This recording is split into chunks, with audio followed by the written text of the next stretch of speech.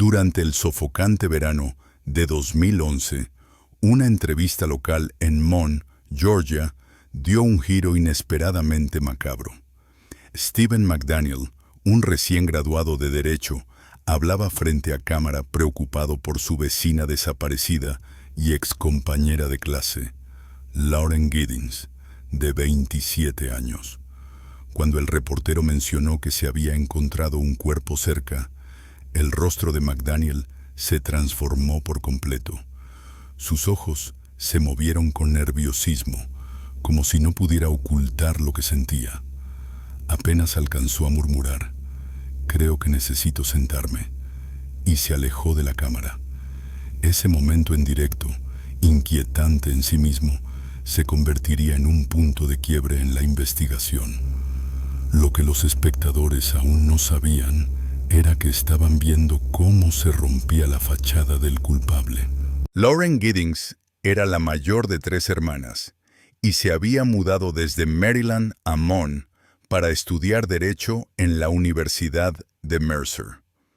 En junio de 2011 acababa de graduarse y soñaba con convertirse en defensora pública, ayudando a quienes no podían pagar un abogado. Era idealista, brillante, y estaba lista para empezar su vida profesional. Pero a finales de ese mes, desapareció sin dejar rastro. El viernes 24 de junio, salió a celebrar con amigos una última noche antes de enfocarse en el examen de la barra. Pasó la noche en casa de una amiga y al día siguiente fue vista en la piscina de un club. Una transacción con su tarjeta bancaria la ubicó en un restaurante a las 6 de la tarde del sábado. Sería su última actividad registrada. Después de eso, Lauren desapareció por completo. Sus amigos y familia, al no obtener respuesta, comenzaron a preocuparse seriamente. El miércoles 29, su hermana pidió a una amiga que fuera a revisar su apartamento. Cuando entraron, todo parecía normal. Su bolso, teléfono y llaves estaban allí, como si hubiera salido un momento y fuera a volver, pero ella no estaba.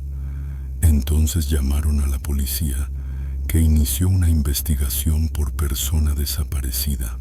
Durante una revisión preliminar al ordenador de Lauren, la policía descubrió algo escalofriante. La noche del sábado 25 de junio, apenas un día antes de su desaparición, Lauren le había enviado un correo a su novio.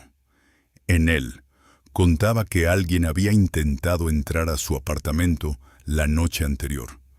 Eso dejaba claro que presentía un peligro muy cercano, y ahora ese temor se había vuelto realidad.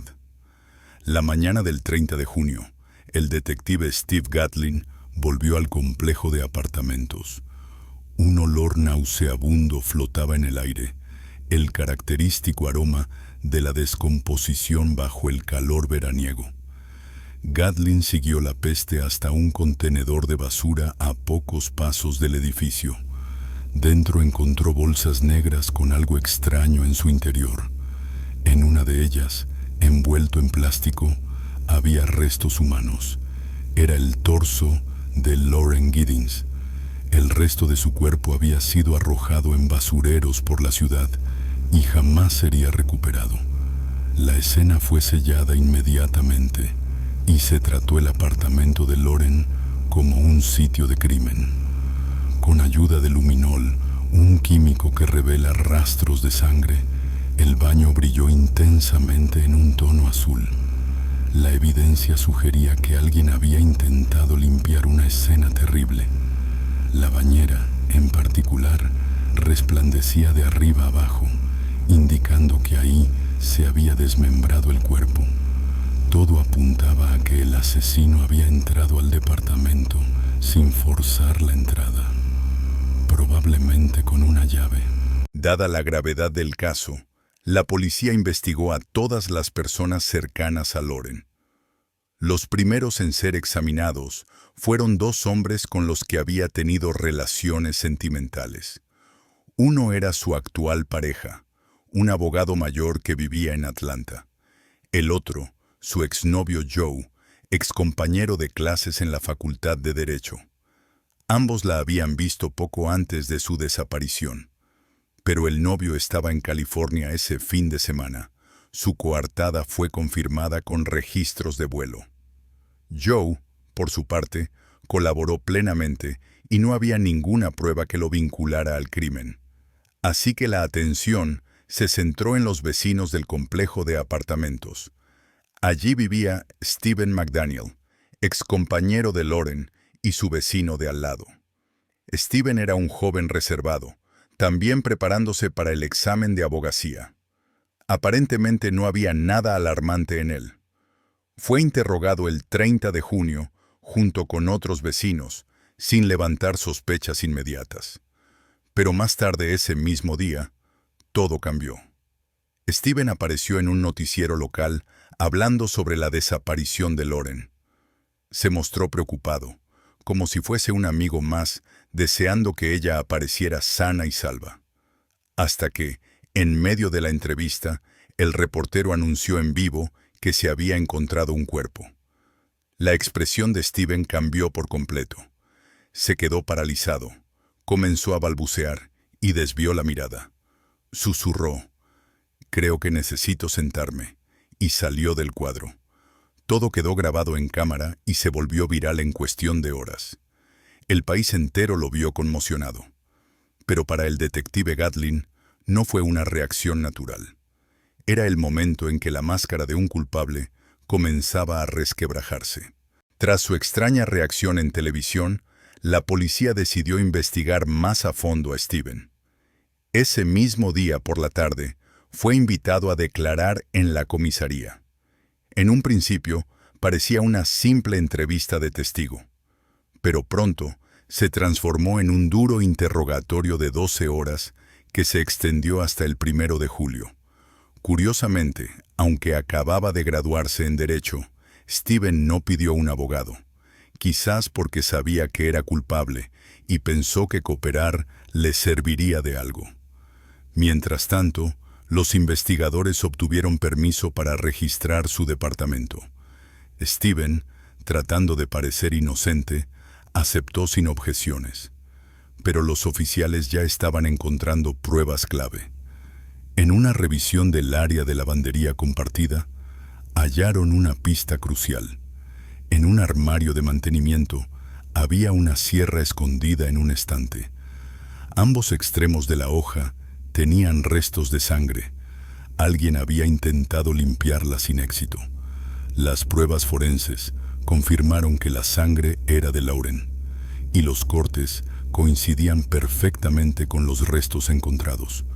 Fue un gran avance en el caso. Además, indicaba que el asesino tenía acceso a zonas restringidas del edificio. Esos armarios solían estar cerrados con llave, lo que implicaba acceso interno. Ahí surgió un dato interesante. Stephen había sido voluntario de vigilancia vecinal y tenía una afición por las cerraduras. Durante el registro de su casa, encontraron 2 llaves sospechosas. Una era maestra, capaz de abrir los armarios de mantenimiento. La otra era hecha a mano y encajaba con la puerta del apartamento de Lauren. Esto explicaba cómo había entrado sin forzar nada. El correo de Lauren donde decía que alguien intentó entrar, ahora tenía un significado aterrador. Y no era todo. Stephen había estado entrando en secreto en el apartamento de Lauren y robando su ropa íntima.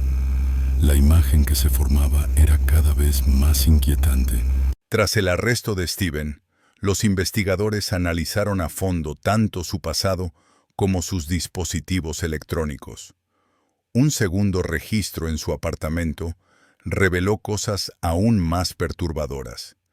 Entrevistaron a un excompañero de cuarto, quien reveló que Stephen solía hablar con detalles sobre cómo cometer el asesinato perfecto.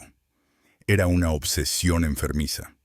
Discutía sobre cómo elegir a la víctima, evitar dejar rastros y deshacerse del cuerpo. Ya no eran solo fantasías. Su ordenador lo confirmaba claramente. En su portátil encontraron contenido extremadamente oscuro. Todo indicaba que su mente llevaba mucho tiempo sumergida en pensamientos siniestros.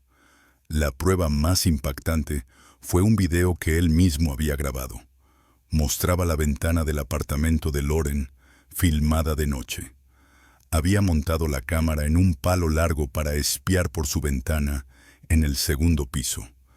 La fecha del video era solo un día antes de la desaparición de Lauren.